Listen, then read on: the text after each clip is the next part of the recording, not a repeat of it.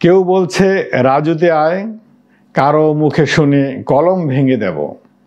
স্বাধীন দেশে প্রতিবাদও করা যাচ্ছে না, কিছু বললেই বলবে বেটা স্বৈরাচারের দোসর, ওর চামড়া তুলে নাও। এই একটা অসুখ যা 1972 সালে দেখেছি।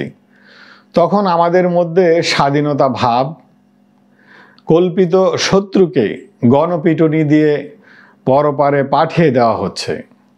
তারপর সরকার একটু গুছিয়ে বসল। সরকার প্রবল হলে স্বাধীনতা কমে যায়। পিটুনির দায়িত্বটা রাজপথ থেকে চলে গেল সরকারের হাতে। এজন্য তৈরি হলো নানান বাহিনী। এখন আমরা আবার নতুন করে স্বাধীনতার সুবাস পাচ্ছি। ফিরে এসেছে গণপিটুনি। এর একটা ভারিক্কি নাম দেওয়া হয়েছে মব জাস্টিস। দেশের বিচার ব্যবস্থা কাজ করে না, সুতরাং একটা মব দিয়ে যাকে অপছন্দ তাকে গায়ের জোরে হিসাব বুঝিয়ে দেয়া। এদিকে বাজারে আগুন, যা রোজগার, তাতে অনেকের হাড়ই চড়ে না।